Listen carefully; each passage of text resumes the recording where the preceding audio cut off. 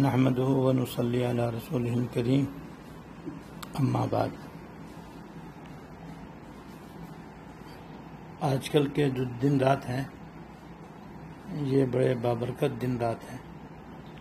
اللہ تعالی ہمیں ان کی صحیح قدر کرنے کی توفیق دے، ہمارے غفلت اور لاپرواہی کو دور کرے اور ہمیں ان رات و دن میں زیادہ سے زیادہ اپنی عبادت کرنے کی توفیق دے، اور جو ان دنوں کی عبادت کا ثواب عظیم ہے وہ بھی اللہ تعالی ہمیں نصیب فرمائے۔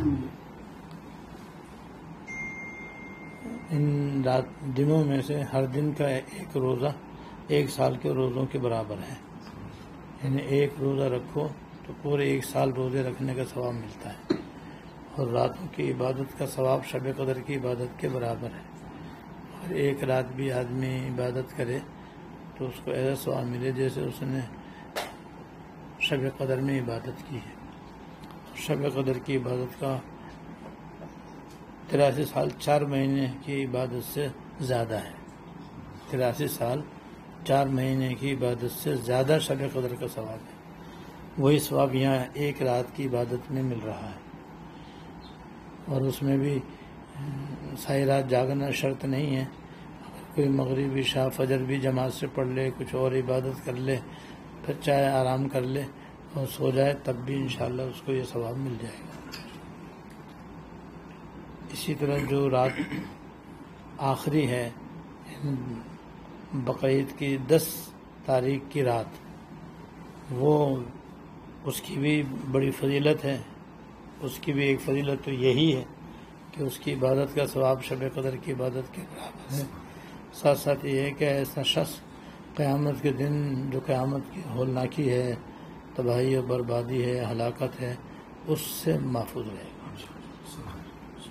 اس لیے بھی بقرعید کی شب بھی عبادت کی رات ہے، اس میں بھی خاص طور پر عبادت کا اہتمام ہونا چاہیے اور کرنا چاہیے۔ اور 9 تاریخ کا روزہ رکھنے کی ضرور کوشش کرنی چاہیے۔ 9 تاریخ کا روزہ عرفے کا روزہ کہلاتا ہے، اور یہ سال کے خاص روزوں میں سے ایک روزہ ہے، جس کی ایک تو فضیلت یہی ہے کہ اس دن کے روزے کا ثواب بھی 1 سال روزے رکھنے کے ثواب کے برابر ہے۔ دوسرے یہ کہ اس دن کا روزہ رکھنے سے اگلے پچھلے 1 سال کے گناہ صغیرہ انشاءاللہ تعالی معاف ہو جائیں گے۔ گناہوں کی معافی جتنی بھی ہو ہمارے لیے کم ہے، اس لیے کہ علماء نے لکھا ہے کہ جب گناہ معاف ہو جائیں گے تو انشاءاللہ تعالی توبہ سے کبھی کبیرہ گناہ بھی معاف ہو جائیں گے، پھر جب گناہ معاف ہو جائیں گے پھر بھی استغفار جاری رہے گا تو اس سے درجات بلند ہوں، نیکیوں میں اضافہ ہوگا، اور سب سے بڑھ کر اللہ تعالیٰ کی رضا اور خوشنودی میں اضافہ ہوگا، کیونکہ اللہ تعالیٰ اپنے بندے کے توبہ استغفار کو بہت ہی زیادہ محبوب رکھتے ہیں۔ اور حدیث میں یہ بھی آیا ہے کہ قیامت کے دن جس شخص کے نام اعمال میں توبہ استغفار زیادہ ہوگا اتنا ہی وہ زیادہ خوش نصیب ہوگا۔ تو کوئی یہ نہ سمجھے کہ بھائی فلاں عمل پہ یہ گناہ معاف، فلاں عمل پہ یہ گناہ معاف، اب کیا بچا؟ بہت کچھ بچا ہے بھائی۔ وہ بچا یہ ہے کہ جتنا استغفار کریں گے اس سے انشاءاللہ اول تو گناہ کبیرہ ہلکے ہو جائیں گے، اور تو ان کی توبہ کی توفیق ہو جائے گی، تو وہ معاف، صغیرہ بھی معاف، کبیرہ بھی معاف۔ اس کے بعد مزید استغفار کی برکت سے اللہ تعالیٰ کی رضا میں اضافہ، اور خوشنودی میں اضافہ، اجر و ثواب و درجات کی بلندی میں اضافہ، اور آخرت کی سختیوں سے بچنے کا بہترین ذریعہ، اور جنت میں طرح طرح کی نعمتیں ملنے کا ذریعہ۔ اس لیے استغفار کے ہم بہت زیادہ محتاج ہیں، اور استغفار صرف گناہوں سے نہیں ہوتا، گناہوں کے علاوہ بھی بہت ساری چیزیں ہیں جن سے پر استغفار کرنا ہوتا ہے۔ ایک تو یہ کہ ہمیں ماں کے پیٹ سے لے کر کے آج تک اللہ پاک نے کتنی ان گنت اور بے شمار نعمتیں عطا فرمائی ہیں، اور ہر روز صبح شام اللہ تعالیٰ کی نعمتیں ہمیں مل رہی ہیں، کھانے کی بھی، پینے کی بھی، پہننے کی بھی، رہنے کی بھی، ماں باپ کی بھی، اولاد کی بھی، میاں بیوی کی بھی، دوست احباب کی بھی، یہ سارے نعمتیں۔ پھر گھر کے اندر جو ہو سارا گھر نعمتوں سے بھرا ہوا، تو یوں سمجھو ہم لوگ اللہ تعالیٰ کی نعمتوں میں غرق ہیں، اور یہ نعمتیں آج کی نہیں ہیں، وہ بچپن سے چلی آ رہی ہیں، اور اب تک ہمیں اللہ پاک نے عطا کر رکھی ہے کیسی کیسی نعمتیں۔ یہ تو ہو گئی دنیا کی نعمتیں، دین کی نعمتیں بھی کتنی انگنت و بے شمار دے رکھی ہیں اللہ پاک۔ بھائی ان پہ ہم نے صحیح شکر ادا کیا؟ کہاں ادا کیا؟ اس پہ بھی استغفار ہمارے ذمہ لازم ہے کہ ہم اللہ تعالیٰ سے معافی مانگیں، استغفار کریں کہ اللہ ہم بچپن سے آپ کی لاکھوں کروڑوں نعمتیں استعمال کر رہے ہیں اور کرتے آ رہے ہیں، کر رہے ہیں، یا اللہ ہم سے تو ایک تو ان کا شکر ادا نہیں ہو رہا، یہ ہماری کوتاہی ہے، حق ادا ہو رہا، وہ نعمت و حق بھی تو ہے، وہ حق خالی شکر ہی نہیں ہے، اللہ تعالیٰ کی سچی اور پکی تابع داری بھی ہے، اللہ تعالیٰ کی یاد اور اس کا ذکر بھی ہے، اور اللہ تعالیٰ کا پکا غلام بننا بھی ہے۔ ان سب میں تو ہم سے زبردست کوتاہیاں ہو رہی ہیں، وہ کھا رہے ہیں پی رہے ہیں اور بس غفلت میں وقت گزار رہے ہیں، تو اس پر بھی استغفار کرنے کی ضرورت ہے۔ تو یہ استغفار اس سے بھی ہوتا ہے۔ نمبر 2، اللہ تعالیٰ نے اپنے فضل سے بن مانگے ایمان دیا، اپنے فضل سے بن مانگے حضور کی امت میں پیدا فرمایا، اور بن مانگے اللہ تعالیٰ نے اپنے فضل سے اس دور میں پیدا فرمایا۔ بھئی اس دور میں جہاں بڑے بڑے فتنے ہیں اور جہاں چاروں طرف گناہوں کا ماحول ہے، وہاں سے آدمی ہمت کر لے اور اللہ تعالیٰ کی صحیح صحیح تابعداری کرنے کی کوشش کر لے تو ثواب سنو کیا ہے۔ وہ ثواب یہ ہے کہ حضور صلی اللہ علیہ وسلم نے ایک حدیث میں فرمایا صحابہ کرام سے کہ ایک زمانہ ایسا آئے گا کہ اس زمانے میں اگر کوئی آدمی دین پر چلے گا تو 40 آدمیوں کے برابر اکیلے عمل کرنے والے کو ثواب ملے گا۔ حضور صحابہ کرام سے حضور 40 آدمی کون سے مراد ہیں، اس زمانے کے یا ہمارے زمانے کے؟ ہاں تمہارے زمانے کے۔ حضور کے زمانے کے تو صحابہ کرام ہیں، 40 صحابہ کرام کے برابر اس زمانے میں ایک آدمی کو عمل کرنے کا ثواب ملے گا۔ ان میں تو حضرت ابوبکر صدیق بھی ہیں، حضرت عمر فاروق بھی ہیں، چاروں خلفاء بھی ہیں، عشرہ مبشرہ بھی ہیں، اہل بیت بھی ہیں، سبحان اللہ۔ تو یہ جو ثواب ہے یہ بھی تو کتنا بڑا انعام ہے ان کا، ہم نے آج تک شکر ہی نہیں ادا کیا۔ شکر کیا ادا کرتے پتہ ہی نہیں تھا، پتہ نہ ہونا ہمارا گناہ ہے، یہ ہماری غلطی ہے، لیکن اب پتہ ہونے کے بعد تو شکر کرنا چاہیے۔ تو اللہ تعالیٰ نے جو دین کے اعتبار سے اور آخرت کے اعتبار سے ایمان اور حضور کی امتی ہونے کے ناطے وہ جو ایسی زبردست نعمتیں دی ہیں بابا، یہ تو ایک ایک نعمت ایسی ہے کہ ساری عمر سجدے میں سر رکھ دیں تب بھی شکر نہیں ادا۔ تو ان کا بھی شکر ادا کرنا ہمارے ذمہ لازم ہے، اور نہیں ادا کر رہے ہیں تو بھائی استغفار کرنا ضروری ہے کہ اللہ یہ نعمتیں آپ نے ہمیں ایسی دی ہیں کہ آپ کی امت میں ہونے کے تو پچھلے انبیاء علیہ السلام بھی تمنا کرتے اور دعائیں کرتے تھے اور آرزویں کرتے تھے کہ ہمیں بھی حضور کی امت میں پیدا فرما دیجیے۔ کیسی کیسی آپ نے ہمیں دینی اعتبار سے نعمتیں دی ہیں، اس اعتبار سے بھی ہم یا اللہ ہمیں شکر کرنا چاہیے۔ یا اللہ شکر ہم سے صحیح ادا ہوا نہیں ہے، معافی مانگتے، استغفر اللہ استغفر اللہ استغفر اللہ۔ اور آخر میں یوں کہو کہ یا اللہ اور جو کچھ آپ میرے بارے میں جانتے ہیں کہ مجھے اس پر آپ کا شکر ادا کرنا چاہیے تھا یا آپ کا حق ادا کرنا چاہیے تھا، اور میں اقرار کرتا ہوں کہ میں مجرم ہوں اور میں خطا کار ہوں اور مجھ سے حق نہیں ادا ہوا ہے، میں اس پر بھی معافی مانگتا ہوں اور آپ سے توبہ کرتا ہوں اور استغفار کرتا ہوں۔ تو خالی لڈو برفی پہ تھوڑی شکر ہے، اور بھی چیزیں ہیں تو استغفار کرنے کی۔ ہم نے تو آم کھا رکھے ہیں بس، اس پہ الحمدللہ کہہ رہے ہیں، یہ بھی شکر ہے۔ لیکن بھائی اس کے علاوہ جو اتنی ساری نعمتیں ہیں جو میں نے مختصراً بتلائی ہیں، اگر ان کی تفصیل بیان کی جائے تو مہینوں چاہیے۔ تو اتنی نعمتیں لیے بیٹھے ہیں، سمجھو ہم میں سے ہر آدمی نواب ہے، نعمتوں کے اعتبار سے بادشاہ ہے، بلکہ میں کہوں بادشاہوں کو بھی وہ نعمتیں نصیب نہیں ہیں جو ہمیں اور آپ کو حاصل ہیں۔ ہمارے میں کون سی نعمت ہے؟ عافیت کی نعمت. ہم سب جو بیٹھے ہیں ہم عافیت میں ہیں. اور نیز ایمان اور ٹوٹے پھوٹے عمل کی برکت سے جو ہمیں قلب کا سکون حاصل ہے وہ کروڑوں کو حاصل ہے. بادشاہوں کو تو ہوتا ہی نہیں، ان کو تو ہوا لگتی نہیں ہے اس کی. عمرا وزراء کو تو پتہ ہی نہیں ہے اس نعمت کا. بڑے بڑے مالداروں کو بھی اس کی ہوا نہیں لگتی. یہ تو بس اللہ والوں کو اور جو ان کے تابع دار ہیں انہیں کو یہ نعمت ملتی ہے. جو سکون قلب یہاں ملا وہ کہیں نہیں، وہ کہیں نہیں. یہ ہے جو سکون قلب یہاں ملا وہ کہیں نہیں، وہ کہیں نہیں. تو یہ سکون قلب جو ہے یہ اصل چیز تو یہ ساری نعمتوں کی سردار ہے. یہ ایمان اور عمل صالح اور اللہ والوں کی صحبت سے ملتی ہے. یہ یہیں اس کی دکان یہیں پر ہے، بس اور کہیں دکان نہیں ہے. یہ نعمت بھی ہمیں کچھ نہ کچھ ملی ہوئی ہے. جب ملی ہوئی ہے تو کوئی شکر ادا کرنا ضروری ہے. تو اس لیے بس ہم اللہ تعالیٰ سے شکر ادا کرنا چاہیے اور ان دنوں کی قدر کرنی چاہیے. اور قدر یہی ہے کہ اب جو تھوڑا بہت وقت رہ گیا اس کو یاد الہی میں گزاریں. اور 4 ذکر حدیث میں آئے ہیں وہ میں نے پہلے ہی بتایا تھا، دوبارہ بتاتا ہوں تاکہ تازہ ہو جائیں.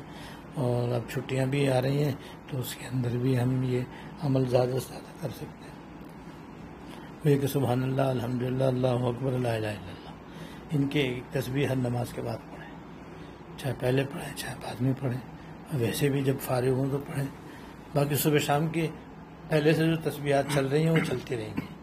پہلے کے سارے معمولات جاری رہیں گے.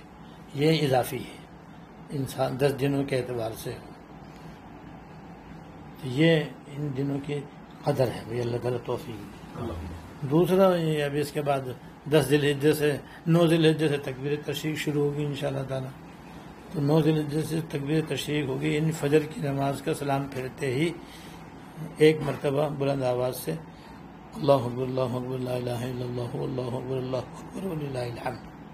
اسے کہتے ہیں تکبیر تشریق. یہ ایک ہی مرتبہ واجب ہے، 3 دفعہ کہنا بدعت ہے. دیہاتوں میں ادھر ادھر 3 دفعہ ہوتی ہے. ہمارے یہاں تو اللہ کا شکر ہے کہ لوگوں کو مسئلہ معلوم ہے، اس لیے ایک ہی مرتبہ پڑھتے ہیں. لیکن اس واجب سے اکثر عورتیں بیچاری محروم رہ جاتی ہیں. وجہ ہے کہ ان کو معلوم ہی نہیں ہے، اور معلوم ہو تو یاد نہیں. دونوں باتیں گڑبڑ کی، دونوں باتیں خراب ہیں. ایک تو معلوم نہ ہونا خراب اور غلط، دوسرے بھولنا خراب اور غلط. لہذا ہماری ذمہ داری ہے کہ ہم اپنے گھر جا کر کے اپنے خواتین کو بتائیں کہ بھئی ہم 9 تاریخ سے لے کر 13 تاریخ کے عصر تک 23 نمازیں ہیں. تو 23 مرتبہ تکبیر تشریق ان پر بھی واجب ہے، ہم پر بھی واجب ہے. جب واجب ہے تو بس اس واجب کا اہتمام کریں. ویسے چلتے پھرتے اٹھتے بیٹھتے اللہ اکبر، اللہ اکبر، لا الہ الا اللہ، اللہ اکبر، اللہ اکبر وللہ الحمد الگ سے کہنا یہ سنت ہے. حضرت ابو ہریرہ رضی اللہ تعالیٰ عنہ کا عمل تھا حضور کے وصال کے بعد غالباً کہ وہ بازار میں جاتے تھے تو وہاں جا کے اللہ اکبر، اللہ اکبر، لا الہ الا اللہ، اللہ اکبر، اللہ اکبر وللہ الحمد آواز سے کہتے تھے. تو سارے بازار والے بھی کہتے تھے. اس طرح سے ایک عجیب و غریب سما بنتا تھا اور اللہ تعالیٰ کے کبریائی اور بڑائی کا اظہار ہوتا ہے. یہ دن ایسے ہیں کہ اس میں تم اللہ تعالیٰ کی بڑائی کا اظہار کرو. اور بڑائی کا اظہار جو ہوتا ہے وہ اللہ اکبر کہنے سے ہوتا ہے، تکبیر تشریق سے ہوتا ہے. تو یہ امر شکر ہے. پھر اس کے بعد قربانی ہے. وہ قربانی کا عمل جو ہے نا یہ اتنا زبردست ہے کہ بس جو کرے وہی پائے، جو کرے وہی پائے. اور اس کی فضیلتیں تو بہت ہیں. وہ ابھی کتابچے کا مطالعہ کر لینا، ابھی میں آپ کی خدمت میں پیش کروں گا انشاءاللہ. تو یہ ہے کہ خلاصہ اس کا یہ ہے کہ ایک فضیلت تو یہ ہے کہ قربانی کا جانور جیسے ذبح ہوگا تو جیسے ہی اس کے جسم سے خون کا قطرہ زمین پہ گرے گا قربانی کرنے والے کی بال بال کی بخشش ہوگی. بال بال اس کا بخشا جائے. اس لیے مستحب عمل یہ ہے کہ جس کو قربانی کرنی ہو وہ بقرعید کے چاند نظر آنے سے قربانی کرنے تک بال اور ناخن نہ کاٹے، بعد میں کاٹے، تاکہ یہ جو بال ہے نا یہ ناخن ان کی بخشش ہو جائے. پھر یہ ہمارے جسم سے جدا ہوں تو بخشش کے بعد جدا ہوں. یہ ہے. اگر پہلے کاٹ لیے تو جو جسم سے الگ ہو گیا وہ بخشش سے معروم،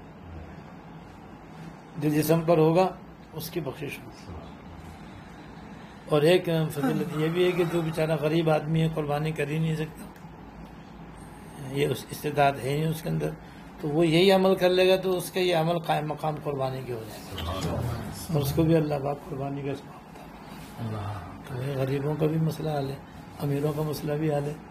تو ایک تو فضیلت یہ ہے کہ آدمی کی بخشش ہو جاتی ہے، اس لیے مستحب یہ ہے کہ جو قربانی کرے وہ بوقت قربانی کے جانور کے پاس موجود رہے، تاکہ ادھر جانور ذبح ہو اور ادھر اس کی بخشش ہو۔